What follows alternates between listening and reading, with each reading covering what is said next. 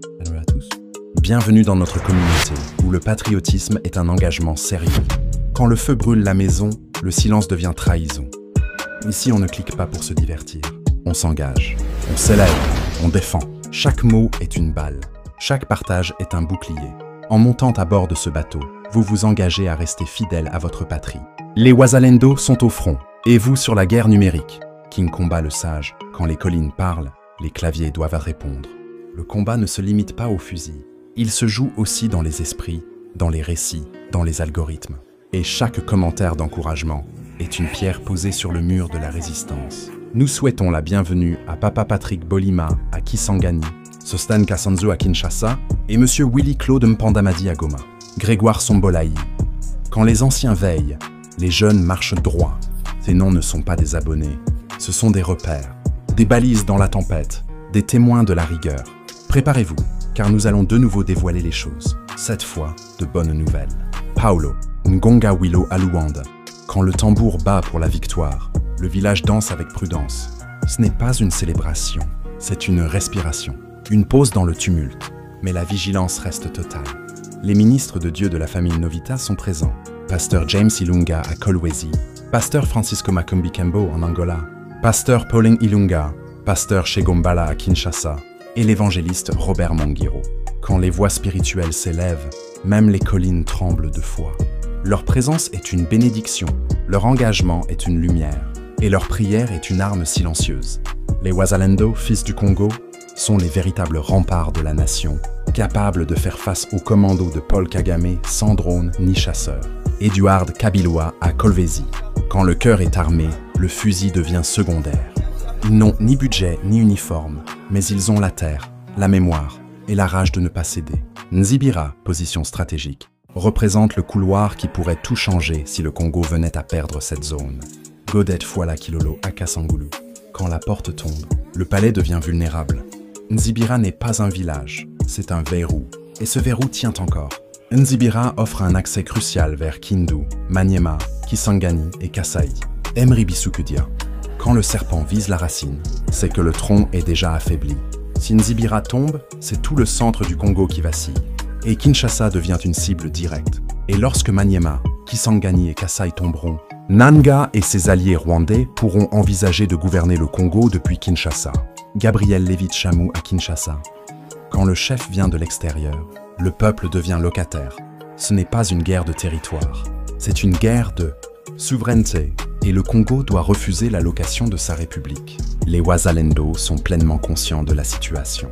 Personne ne souhaite revivre les périodes de domination post-Kabila. Quand le passé revient en uniforme, le peuple doit changer les serrures. Cette fois, il n'y aura pas de transition douce, il y aura résistance totale. Si cela devait se produire, le Congo aurait du mal à se libérer. Les Tutsis ne voudront plus répéter l'erreur de Joseph Kabila en abandonnant le pouvoir. Quand le serpent s'installe, il ne part pas sans feu. Le Congo doit frapper maintenant. Pas demain, pas après les discours. Depuis la nuit du 23 septembre 2025, à 3 h du matin, les Wazalendo, soutenus par quelques FARDC fidèles, ont lancé des frappes d'artillerie de haute précision contre les positions rwandaises et M23 à Nzibira. Quand les enfants du sol se lèvent, même les collines applaudissent. Ce n'était pas une opération, c'était une déclaration. Le Congo est vivant. Le bilan est lourd. De nombreux ennemis neutralisés, arsenaux détruits. Nzibira est sous contrôle des fils du Congo. Quand le feu nettoie, la terre respire. Ce n'est pas une victoire symbolique, c'est une reconquête stratégique. À 15 h, une opération ciblée a éliminé les dernières poches ennemies. Les drones CH4 ont frappé les réserves de munitions et les équipements lourds. Quand le ciel parle, le sol retrouve sa voix. Les survivants ont fui, certains se sont rendus, et le drapeau congolais flotte à nouveau sur les collines. Selon un commandant Wazalendo, les Rwandais voulaient établir un corridor pour envahir plusieurs régions encore épargnées. Quand le serpent trace sa route, le peuple doit planter des épines. Mais Nzibira a résisté, et le corridor est devenu un cul-de-sac. Les Wazalendo ont agi de manière stratégique en laissant croire aux Rwandais que la zone était dégagée. Quand le silence est calculé, le piège devient symphonie. Ce n'était pas une fuite, c'était une mise en scène. Et les colonnes ennemies ont marché droit dans le théâtre de leur propre défaite.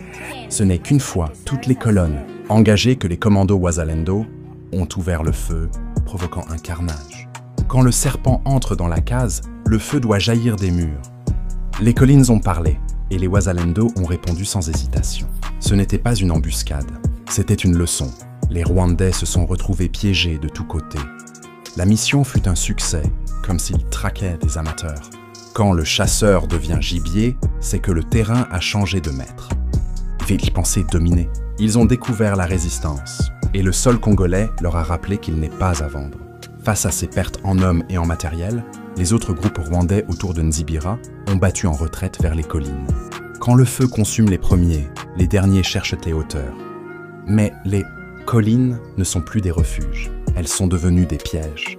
C'est alors que l'armée a décidé d'utiliser des drones et des frappes d'artillerie lourdes pour les neutraliser.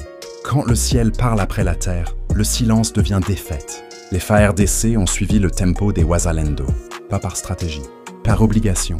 Tous les plans pour contourner le mur Uvira doivent être refaits. Rien n'est resté sous leur contrôle.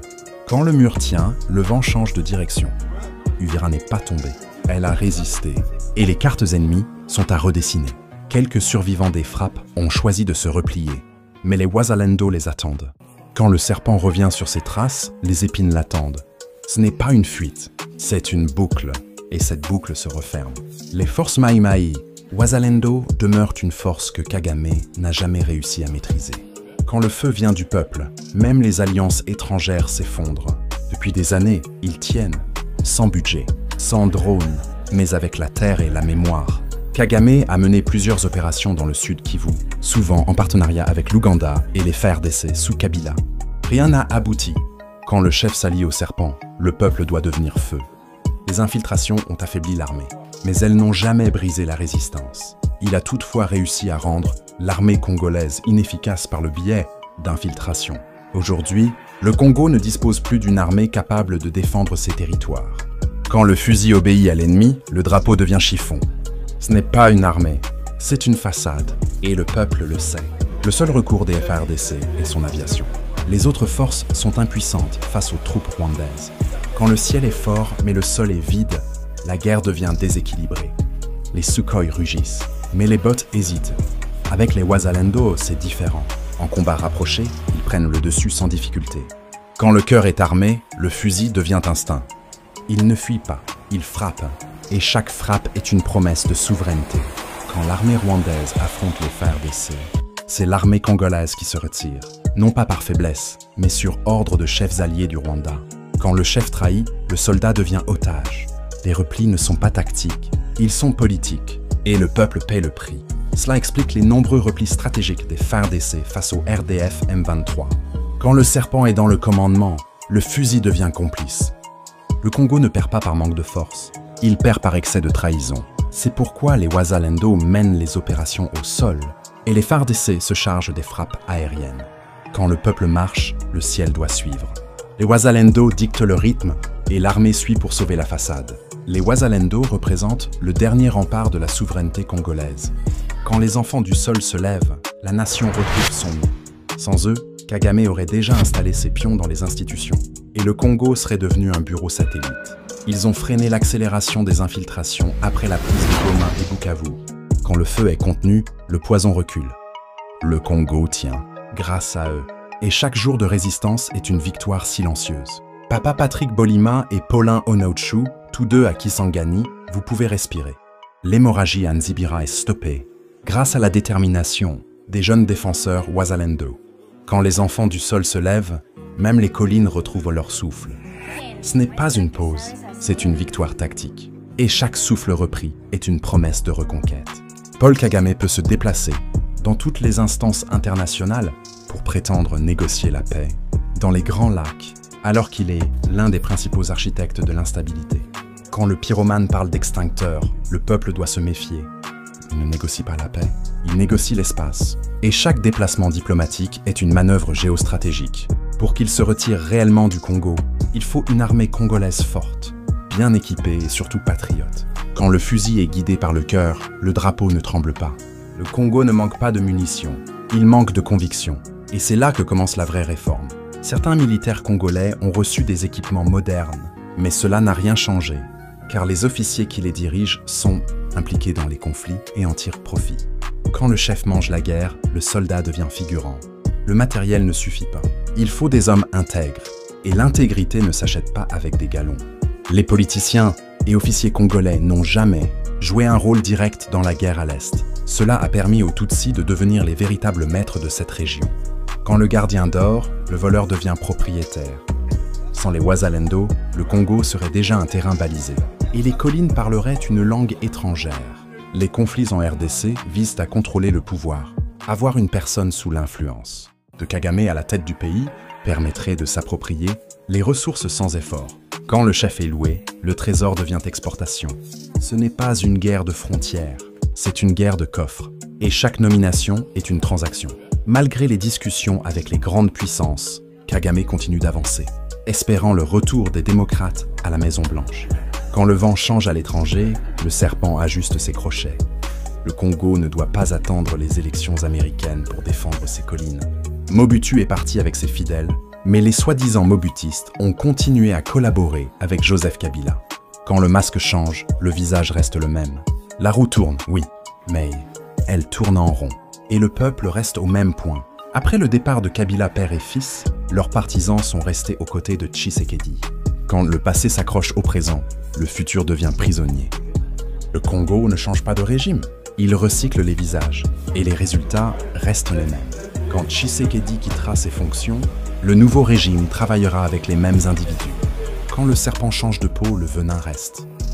Le peuple ne veut pas de succession, il veut une rupture. Il faut se débarrasser de ces politiciens actuels. Depuis leur arrivée, rien n'a changé, sauf leurs titres académiques et leurs comptes bancaires. Quand le chef devient docteur en détournement, le peuple devient patient en souffrance. Le Congo ne veut plus des diplômes sans impact, il veut des actes sans corruption.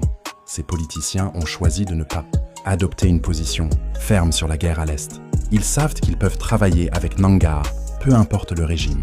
Quand le trésor devient objectif, le peuple devient accessoire. Ils ne défendent pas la République, ils défendent leurs privilèges. Si les dirigeants et l'armée avaient eu une position résolue, le Rwanda n'aurait jamais pu occuper l'Est pendant une semaine. Quand le fusil parle dès le premier jour, l'ennemi ne revient pas le deuxième. Mais le silence a été stratégique et la trahison, institutionnelle. De nombreux politiciens collaborent avec les rebelles. Ce n'est un secret pour personne. Quand le voleur est dans le palais, le peuple doit devenir sentinelle. Le Congo ne se libérera pas par les urnes, il se libérera par la lucidité. Bien qu'ils travaillent tous avec le président Tshisekedi, leur objectif n'est pas de l'aider à réussir, mais plutôt de voler et de tenter de prendre sa place. Quand le tambour est entouré de voleurs, le rythme devient sabotage. Ce n'est pas une équipe, c'est une meute, et chacun veut le fauteuil, pas la mission. Les infiltrés et traîtres peuvent se sauver eux-mêmes. Malheureusement, ils bénéficient de la protection des politiciens et officiers de Kabila et Kagame. Quand le serpent est regardé par le chef, le peuple devient cible. Le Congo ne manque pas de patriotes, il manque de filtres, et les infiltrés dansent sous les projecteurs. La déclaration d'Eliezer Ntambwe, bien qu'elle choque certains, met en lumière une vérité historique oubliée, ignorée ou effacée.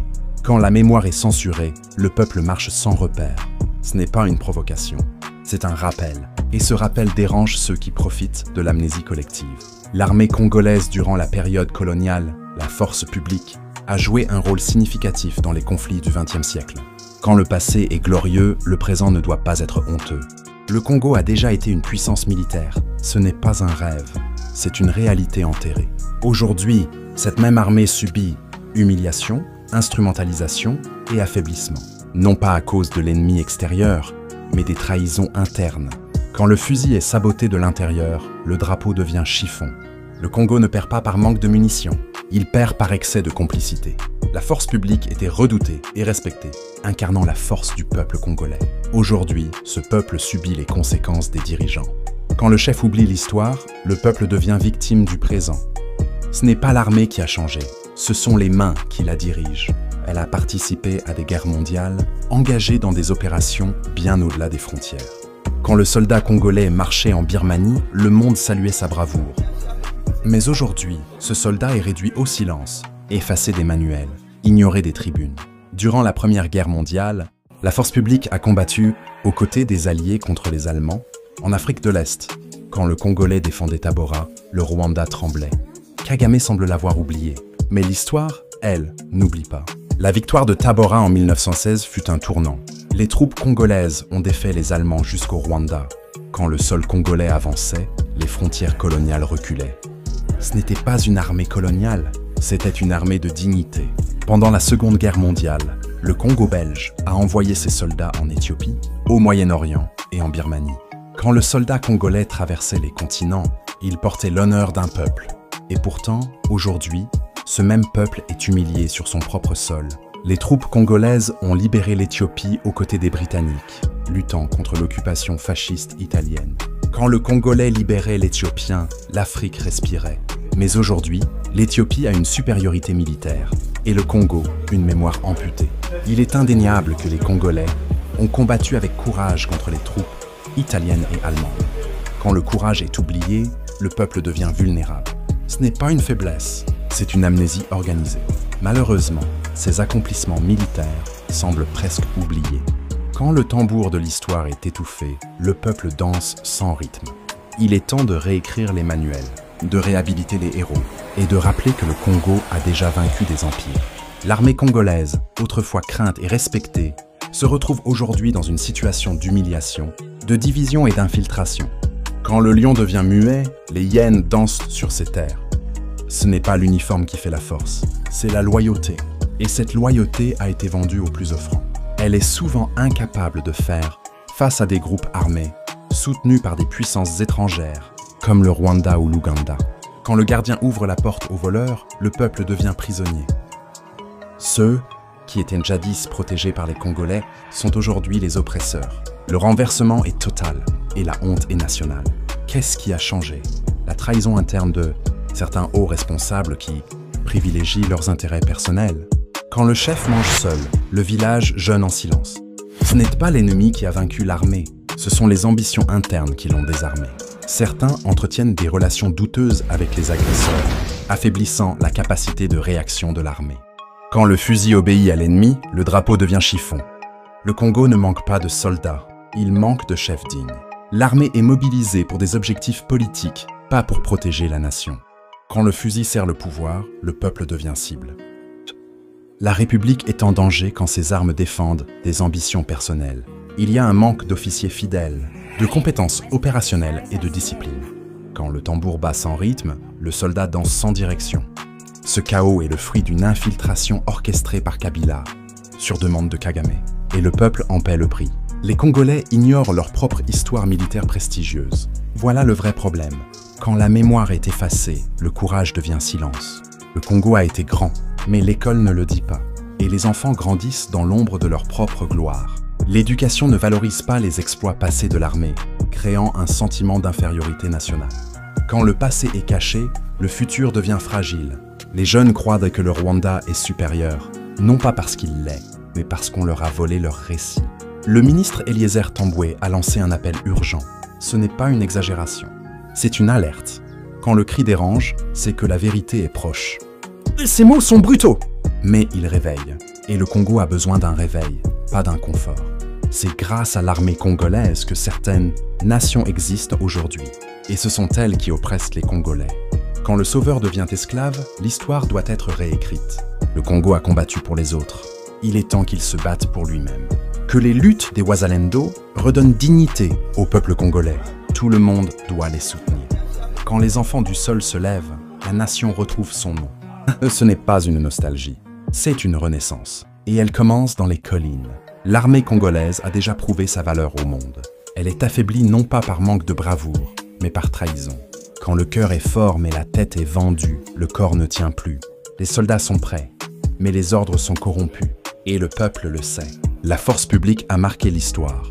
Il appartient aux Congolais d'aujourd'hui de la réécrire. Quand le passé est glorieux, le présent doit être courageux. Et cette réécriture commence par les Wazalendo, pas par les FARDC sous contrôle étranger. Il est essentiel de reconfigurer cette armée sur tous les aspects. Quand le fusil est nettoyé, le drapeau peut flotter à nouveau. Structure, doctrine, commandement, mémoire, tout doit être repensé. La véritable indépendance commence par la compréhension de l'histoire et la reconquête d'une souveraineté militaire. Quand le peuple connaît ses racines, l'ennemi perd ses repères. Le Congo ne sera libre que lorsqu'il se souviendra et lorsqu'il agira. Merci chers abonnés et à bientôt.